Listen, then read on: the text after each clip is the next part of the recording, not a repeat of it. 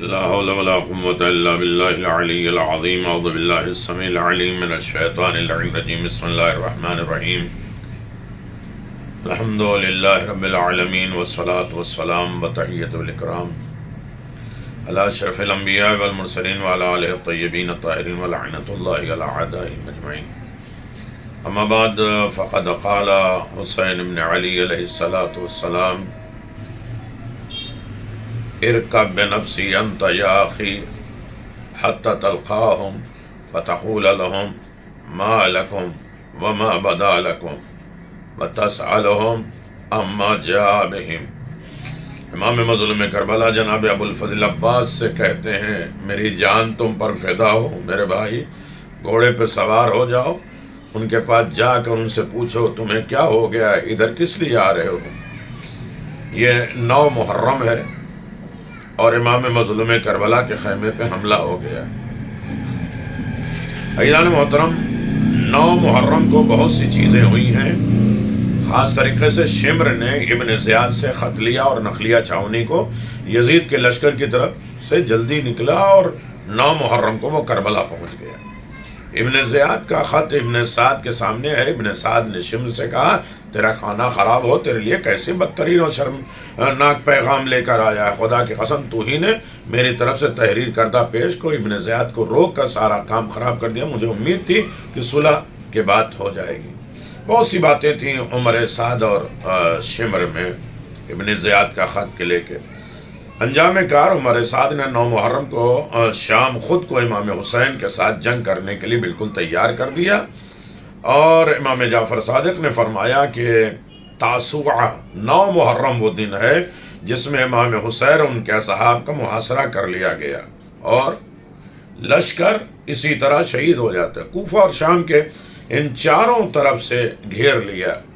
ابن مرجانہ اور عمر سعد نے اپنے لشکر سپاہی کی فراوانی کی وجہ سے خوشی کے تازیانے بجائے اور اس دن حسین مظلوم کو تنہا دیکھ کر سمجھ گئے کہ اب ان کے کوئی مدد کو آنے والا نہیں ہے، حتیٰ کہ کوئی عراقی بھی آپ کی امداد نہیں کرے گا. اس کے بعد امام جعفر صادق علیہ السلام فرمایا میرا باپ قربان ہو اس شخص پر جس کو غربت کے عالم میں تنہا بے قد چھوڑ دیا گیا اور اسے کمزور اور کمزوری تر کر دیا گیا.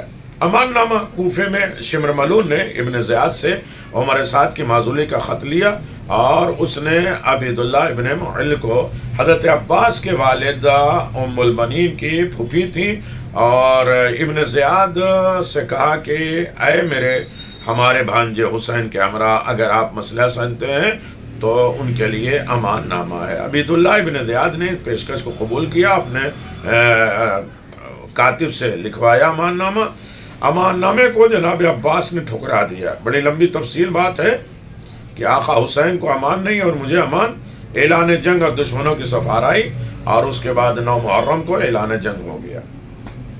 یہاں تک خیام حسینی کے سامنے جمع ہو کر لشکر لیے تیار ہو گئے اور یا خیل اللہ ارکب بالجنہ ابشری، اے خدا کے لشکر سوار ہو جاؤ، مبارک ہو تم بہشت پہ جا رہے ہو. چنانچہ عمر سعد کا حکم پا کر تمام فوج نے خیام حسینی کو 3 طرف سے گھیر لیا. امام علی مقام نے اس وقت سر زانو پہ رکھا اور جناب زینب سلام اللہ علیہ کے جواب دیا کہ انی رأیت رسول اللہ فی المنام فقال لی انی سائر علینا قریبا. میں بیٹھا ہوا تھا، میری آنکھ لگ گئی، میں نے اپنے نانا کو خواب میں دیکھا کہ آپ مجھ سے فرما رہے ہیں اے میرے لال تم بہت جلد میرے پاس آنے والے ہو. یہ جناب زینب نے سنا، رو رو کے بے تاب ہو گئی. انہوں نے تسلی دیا، صبر کی تلقین دی. اپنے جناب عباس نے امام حسین کی خدمت میں حاضر ہوئے تو امام حسین علیہ السلام نے کہا میری جان تم پر فدا میرے بھائی، گھوڑے پہ سوار ہو جاؤ اور جا کے ان سے پوچھو کہ کیوں میرے خیمے کا گھیرا کر لیا. جناب عباس گئے اور اس کے بعد بات کیا. حبیب اور زہیر کے نصیحت آمیز گفتگو، لیکن وہ بھی ان لوگوں کو اثر نہیں کیا. آخر میں جناب عباس نے، جو سب سے بڑی شجاعت ہے جناب عباس کی، کہ ایک رات کی مہلت مانگی. عباس نے ادھر جب حضرت عباس علمدار نے امام کی خدمت میں پہنچ کر سارا ماجرا سنایا تو تو سرکار شہادت نے حضرت عباس سے فرمایا ارجع الیہم، آپ ان کے پاس دوبارہ جائیں، اگر آپ کر سکتے ہیں تو اس قوم اشقیاء سے ایک رات کی مہلت مانگیں۔ اللہ اکبر، جنگ کو کل تک ملتوی کر دیں، کہیں تو تاکہ ہم آج رات اپنے رب کے حضور نمازیں پڑھ سکیں، قرآن پاک کی تلاوت کریں، استغفار اور مناجات کے ساتھ رات بسر کریں، کیونکہ خدا جانتا ہے کہ میں نماز، تلاوت، قرآن، استغفار، خداوند عالم کے ساتھ مناجات کو بہت دوست رکھتا ہوں۔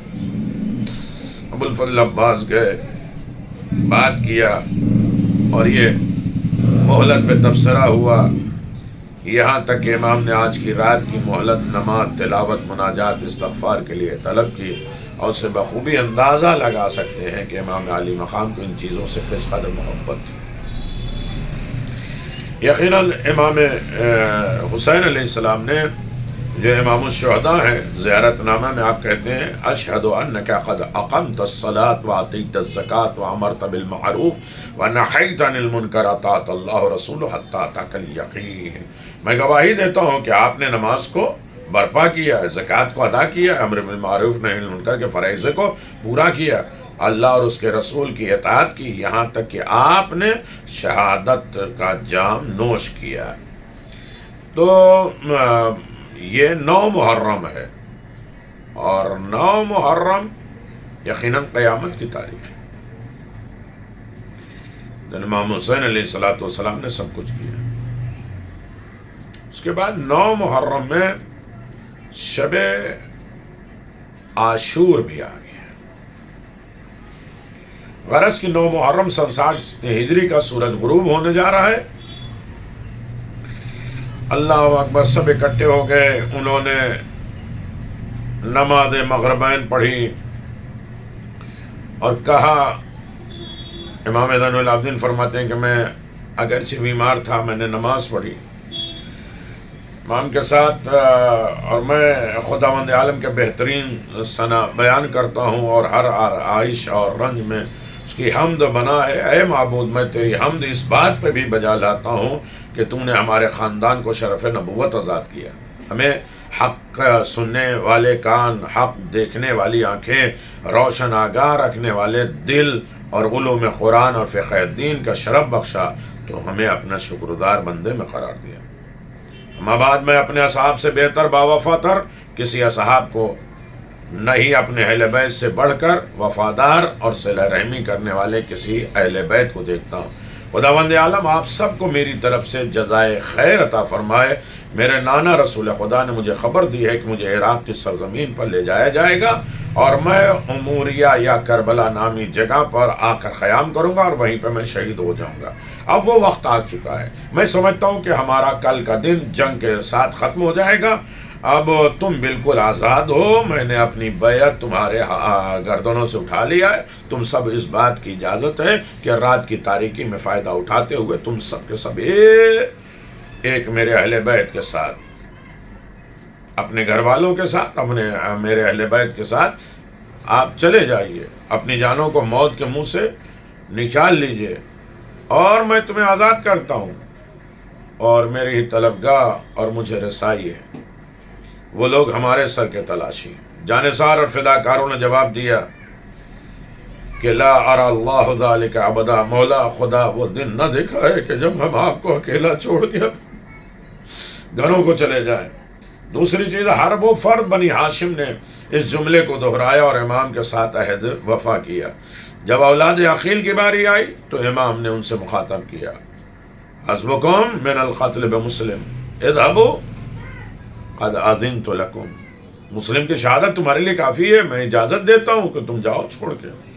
تو سب نے مل کے، ایسی صورت میں اگر ہم سے پوچھا جائے تو سب نے اپنی جان قربان کرنے کے لیے آمادہ کر دیا، سب نے آواز دیا میں آقا، میں آپ کو نہیں چھوڑ دوں گا۔ پھر زہیر قین اور اسی طرح سب نے ایک افسوسناک خبر اور رد عمل، کہا جاتا ہے کہ اسی اثنا میں امام علی مقام نے ایک صحابی محمد ابن بشیر اعظمی کو یہ افسوسناک خبر دی کہ ان کے فرزند کو رے کے سرحد پر گرفتار کر لیا گیا ہے، جسے سن کر محمد بن بشیر اعظمی نے کہا کہ میں اس کی اور اپنی مصیبت کا ثواب خداوند عالم سے دعا کرتا ہوں کہ مجھے یہ بات اچھی نہیں لگتی کہ میرا بیٹا اسیر ہو اور میں زندہ رہوں، لہذا میں بھی اپنے امام کے قدموں پہ شرف شہادت دیتا ہوں۔ امام نے ان باتوں کو سن کر ارشاد فرمایا خدا تمہاری مغفرت فرمائے، اور میں نے تم سے اپنی بیعت اٹھا لی ہے، لہذا تم جاؤ اور ان کی رہائی کی کوشش کرو۔ محمد ابن بشیر عرض کرتے ہیں خدا کی قسم جب تک زندہ ہوں آپ کی نصرت سے ہاتھ نہیں اٹھاؤں گا۔ ساتھ ہی عرض کیا اگر میں آپ کو چھوڑ کے چلا جاؤں تو صحرے کے درندے مجھے چیر پھاڑ کھا جائیں۔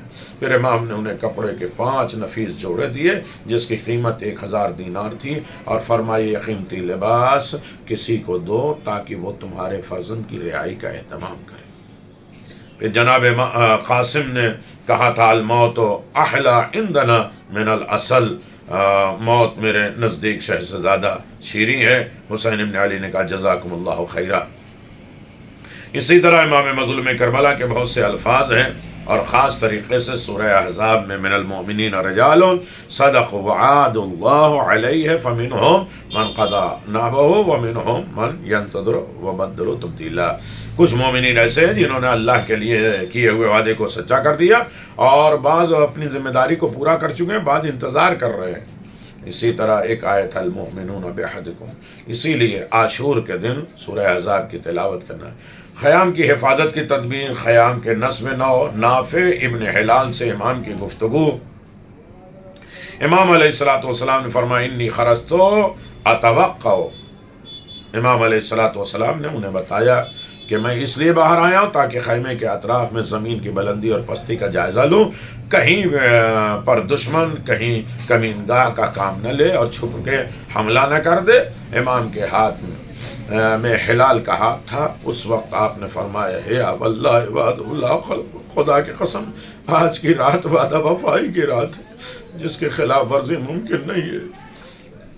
اللہ اکبر۔ اسی دوران مہتاب کی چاندنی میں دور سے 2 پہاڑ کے دکھائی دیا جن کی طرف امام نے اشارہ کیا، نافع کیا تم نہیں چاہتے ہو کہ رات کے اس حصے میں اس پہاڑ کے درمیان جا کر پناہ لوں اور اپنی جان بچا کر؟ یہ سن کر نافع نے کہا اپنے آپ کو امام کے قدموں پہ گرا دی، کہا میری ماں میرا سوگ منائے، میں نے یہ تلوار 1000 درہم کی خریدی ہے، اگر یہ گھوڑا بھی 1000 درہم کا خریدتا ہے تو اس اللہ کی قسم جس نے آپ کی محبت میرے دل میں پیدا کی ہے، مجھ پر احسان فرمایا، میرے اور آپ کے درمیان اس وقت تک جدائی ہو سکتی ہے جب یہ تلوار بند ہو جائے اور گھوڑے حرکت کرنا بند ہو جائے۔ یاد رہے نافع ابن ہلال حضرت امام حسین کے جانفثار تھے۔ نافع کو ساری منزل کربلا کی امام حسین نے دکھایا، جی ہاں میں نے خدا کی قسم انہیں اچھی طرح جانچ لیا ہے، یہ کہا کہ سوریہ صاحب کو ہم نے دیکھ لیا ہے۔